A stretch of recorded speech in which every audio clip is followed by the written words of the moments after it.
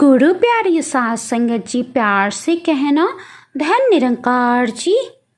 साध संगत जी, जो परमात्मा पर विश्वास करते हैं वो इस बात की परवाह नहीं करते कि कल हमारे भोजन का प्रबंध कहाँ से होगा और कैसे होगा। सच्चे ईश्वर भक्त तो अपनी सारी इच्छाएं परमात्मा पर छोड़ दिया करते हैं। साध संगत जी, आज एक और नई और प्रेरणादायक साखी लेकर उपस्थित हूँ।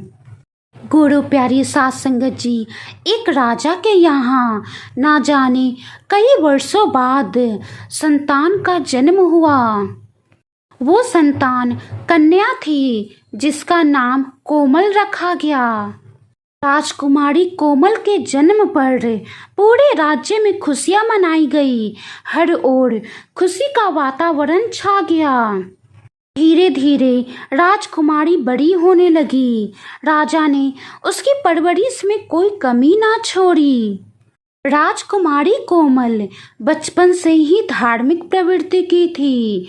ईश्वर का ध्यान करना, ईश्वर की भक्ति में मग्न रहना, ईश्वर का भजन करना, मानो जैसे ये उनके कर्म ही थे। जैसे जैसे वो युवा होती गई, ये प्रवृत्ति और बढ़ती गई। जब राजकुमारी कोमल 18 वर्ष की हुई तो उनकी ये प्रवृत्ति और भी ज़्यादा बढ़ गई। वो दिन रात ईश्वर के ही ध्यान में मग्न रहती। दूसरी तरफ बेटी की युवा अवस्था ने पिता को चिंतित कर दिया था। राजा अपनी बेटी की शादी उसी के जैसे युवक से करना चाहता था, मगर ऐसा युवक मिलना भूसे में से सुई खोजने जैसा था। एक दिन राजा शिकार पर गया। जंगल में आखेट करते करते अचानक उसका काफिला रुक गया। तब राजा ने देखा कि एक युवक आंखें बंद करके परमात्मा के ध्यान कर रहा है। उसके शरीर पर एक वस्त्र के सिवा कोई कपड़ा नहीं और ना ही कोई साधन था। राजा ने उस युवक से पूछा, तुम कौन हो? वो युवक बोला, ईश्वर का भक्त हूँ। राजा ने फिर कहा, तुम्हारा घर कहाँ है? उस युवक ने दोबारा जवाब दिया, ईश्वर जहाँ रहता है वही मेरा घर है। राजा ने अगला प्रश्न पूछा, तुम्हारे पास कुछ सामान है? युवक ने पहले की तरह बहुत ही नम्रता पूर्वक जवाब दिया, परमात्मा की कृपा के अलावा मेरे पास कुछ नहीं है। सब परमात्मा ही करता है। राजा सोचने लगा, जैसा वर उसे अपनी बेटी के लिए चाहिए था वो उसे मिल गया। तब उसने अपनी बेटी का विवाह उस युवक से कर दिया। विवाह के बाद उस युवक ने राजकुमारी कोमल से पूछा, मैं जंगल में जा रहा हूँ, तुम कहाँ रहना पसंद करोगी? राजकुमारी कोमल ने साफ और दृढ़ शब्दों में कहा, जहाँ आप वहाँ मैं। अब तो आप ही मेरे प्राण हैं, आप ही मेरी इच्छाएं हैं, इसलिए मैं भी जंगल में चलूंगी। युवक ने राजकुमारी को समझाते हुए कहा, वहाँ पर तुम्हें कष्ट उठाने पड़ेंगे और यहाँ तुम चैन और आराम से रहोगी। मैं तुमसे मिलने आता रहूँगा, चिंता नहीं करो। राजकुमारी कोमल ने दृढ़ता पूर्वक फिर कहा, गलत कह रहे हैं आप। आपके बिना मुझे स्वर्ग में भी चैन ना मिलेगा। ये तो महल है, मैं आपके साथ चलूंगी, चाहे वहाँ कितने दुख उठाने पड़े। जहाँ आपका बसेरा रहेगा वहीं पर मेरा भी बसेरा हो जाएगा। युवक और राजकुमारी जंगल की ओर रवाना हुए। जंगल में पहुंचकर उन्होंने एक पेड़ के नीचे डेरा डाला। वो रात उन्होंने बहुत ही मजे से गुजारी।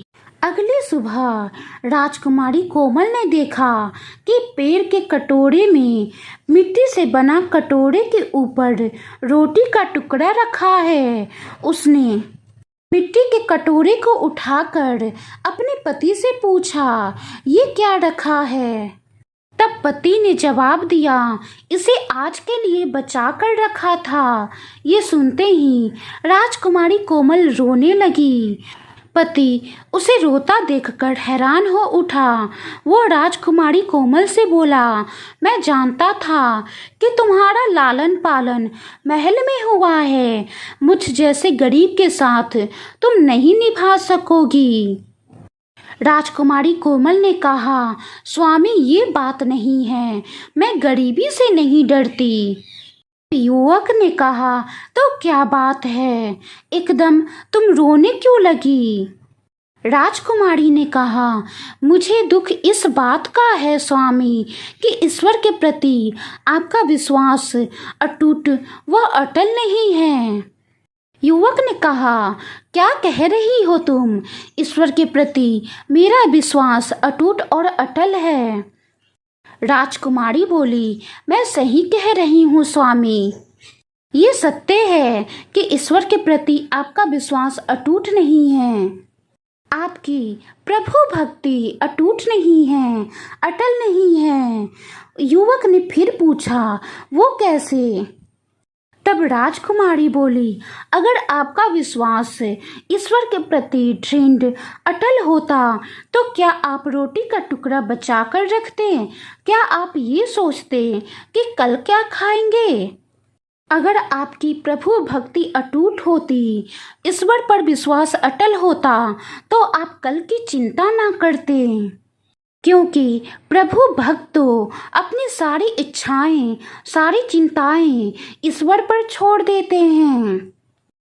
आपको पता है कि मैंने विवाह अब तक इसीलिए नहीं किया था क्योंकि मैं चाहती थी मुझे ऐसा पति मिले जिसको प्रभु भक्ति में कोई कमी ना हो। और जब मेरे पिता ने आपको ईश्वर के ध्यान में देखा, तब मेरे पिता ने मेरे लिए आपको चुना और मैंने भी आपको पसंद किया। लेकिन आपका तो ईश्वर में ही पूर्ण विश्वास नहीं है। मैंने आपसे ये उम्मीद ना की थी। इतना कहकर राजकुमारी फिर रोने लगी। युवक बहुत ही पछताया। तभी राजकुमारी कोमल ने फिर कहा, कान खोलकर सुन लीजिए स्वामी, आपके साथ ये टुकड़ा रहेगा या मैं? ये सुनते ही युवक की आंखें खुल गई। उसने रोटी के टुकड़े को फेंक दिया और प्रभु भक्ति में फिर लग गया। युवक राजकुमारी से कहने लगा, मुझे क्षमा कर दो प्रिय, कहीं ना कहीं मैं राह भटक गया था और मुझे लगता था कि मेरी प्रभु भक्ति तो अटूट है, दृढ़ है, लेकिन आज तुमने मेरी आंखें खोल दी। युवक मन ही मन मुस्कुरा रहा था कि आज उसके पत्नी के कठोर वचनों ने एक भटकते हुए व्यक्ति को राह पर ला दिया। साथ संगत जी, कहने का भाव है, जो ईश्वर पर विश्वास करते हैं वो इस बात की परवाह नहीं करते कि कल हमारे भोजन का प्रबंध कहाँ से होगा, कैसे होगा, कल भोजन मिलेगा भी या नहीं, क्योंकि सच्चा ईश्वर भक्त अपनी सारी इच्छाओं को परमात्मा पर ही छोड़ दिया करते हैं, क्योंकि वो जानते हैं कि जब परमात्मा साथ हैं तो डरने की क्या बात है। संगत जी, जिनको परमात्मा की कृपा पर भरोसा है उनको संसार की कोई भी स्थिति विचलित नहीं कर सकती। संगत जी, संसार की सबसे सुरक्षित बीमा है परमात्मा पर भरोसा।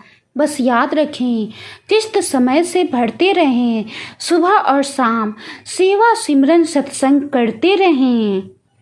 संगत जी, परमात्मा पर भरोसा इतना रखें कि जब हमारी इच्छा से काम ना हो तो समझ लें कि ये उसकी इच्छा है, और जब हमारी इच्छा से काम हो तो समझ लें कि ये तो निरंकार प्रभु की कृपा है।